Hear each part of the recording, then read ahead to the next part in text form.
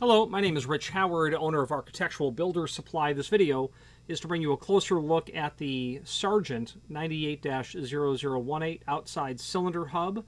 This first part of the video will just take some basic dimensional properties of the item. The overall depth or length, I suppose, about an inch and a quarter. The diameter of the smallest portion of the barrel is about 7/16. Gets out to about half of an inch. And the overall of these legs looks like it's about 3/4 inch.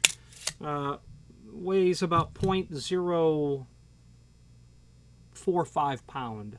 So almost a 1/20th of a pound is the bottom line. Likely made of zinc would be my guess. Yeah, non-ferrous, it's heavy. Not stainless steel for sure. I would go with this being made of zinc. Let's switch to the screen view now and let's talk about why you might use this and then some supporting documentation. If you are enjoying this video, please click thumbs up or like, and also please consider subscribing to our channel. Let's move on to the rest of the video. Well, the reason as to why you might use it is because you simply need replacement parts. Here are some images that I have listed or linked to down below, just showing different profiles of the item that will allow you different perspectives. Now, I also have linked to down below a parts manual. It is a 10-page document, excerpts from the entire parts manual for the 80 series. Outside cylinder hub, it'd be part number 2 in this drawing, and here it is. Okay, that's obviously going to be part of the transmission or linkage between action via the trim or cylinder, whatever's driving it, to activating the latch. Shown in different devices is what this is. And as we scroll through the different pages, you're going to see the different ways in which it's employed based on the different devices that are up at the top of the page. I should have pointed that out. The top of each page has the devices that this is compatible with. 8816, part number 21, there it is. Okay, it's pretty helpful. If you know the device number that you need, great. You can go to that device number. You can do a find function on that service manual for 8816. You'll find all of the instances where it comes into play. And then you're obviously down here looking for the part you need. So part 4 is probably our 98-0018. Now, where do you find that document? Well, there's the 10-page document that shows just where this shows up, but that might not be the part you're looking for. So to find the entire parts service manual, click on the link below this video to the manufacturer's page here. That will allow you to pull up not only all of the Sargent products that we sell by means of this horizontal navigation here, but also a link to the manufacturer's website, as seen here, the full line catalog, or the most current one as seen here, and I happen to know that the 80 series parts manual is here, the most current one at this time.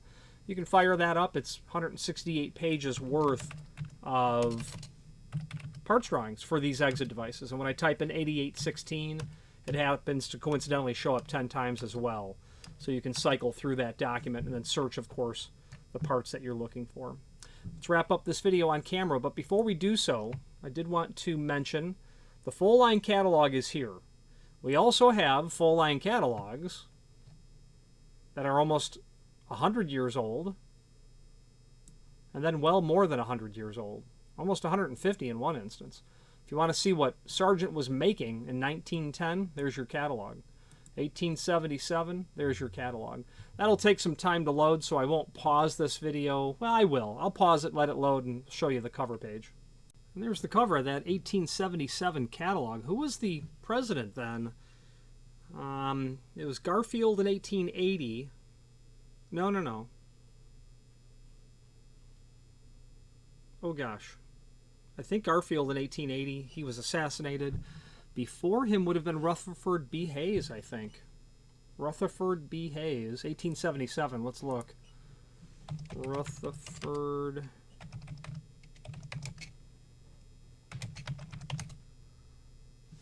When was he president?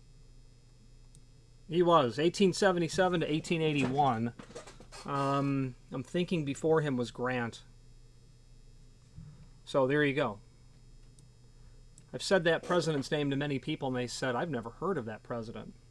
He was from Ohio, and he was two things that I recall about him. A staunch teetotaler, him and his wife, staunch teetotalers. Number two, was very much interested in civil service reform. And education of the underprivileged. That's for sure. So the 1877 catalog, there's your cover page, 1,000-page document.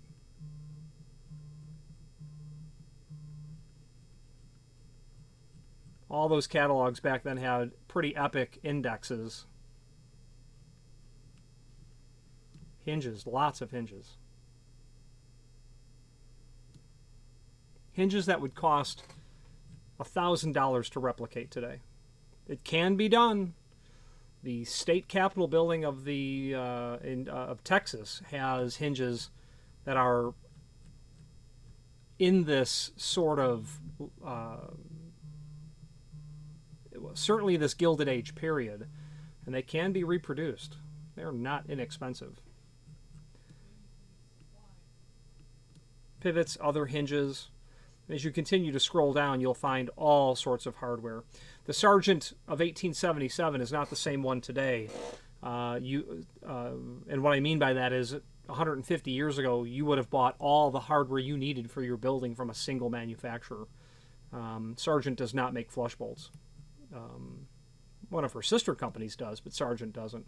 The advantage of buying all your hardware from a single manufacturer was that you could get a uniform finish on everything, because this was pre-1930, where there was not the U.S. system of finishes that allowed a standardization of finishes, so that a U.S. 10 from Sargent was a U.S. 10 from Corbin. Well, before that, they had all these odd names for things that, you know, in my opinion, weren't very descriptive of the finish. If something was called Colombian, I might think, okay, well, it'll be some sort of a brown color. Why? I'm thinking coffee beans. That has nothing to do with what it actually was. Somewhere in this catalog, there will definitely be a list of finishes, and I won't try to root that out at this time. Anyway, just a fun thing to show you for your reference should you ever want to go on an historical, hardware, archaeological mission. Let's wrap up this video on camera. If you are enjoying this video, please click thumbs up or like, and also please consider subscribing to our channel. Let's move on to the rest of the video.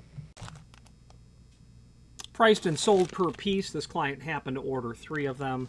You know, obviously, if you have these exit devices and you have enough volume, enough use or cycles of the door, you know, exit device hardware, like anything else, is simply going to require maintenance, is the bottom line. It's not unusual to have to, you know, change the oil in a car, nor is it unusual to change a wear part like this. What's really helpful is that Sargent is among those domestic manufacturers that does a really great job proactively publishing that information. You have a school district, an airport, a hospital. You're the maintenance director. You need to have someone find these parts, get them going, whole 9 yards. You've got life safety issues, fire code matters that need to be attended to when it comes to door hardware. The ability to rely on published parts, diagrams, and excellent technical service, which you get from Sargent, is why you would make that significant investment initially in a particular manufacturer, and Sargent does an exceptional job at that. They're really a top-tier manufacturer across all facets. Every time that I interact with their technical support, I just have to say, these folks possess an expert command over the subject matter. They are not just people who answer a phone. I believe these people have years of assembly experience, troubleshooting experience, engineering experience, whatever the case might be. Very grateful for that. Any questions on the 98-0018 outside cylinder hub or any other Sargent product, please feel free to reach out to us. And thank you. Again, thank you for watching, and if you've enjoyed this video, please click thumbs up, please subscribe, and maybe even send the video to someone that you know. Thank you.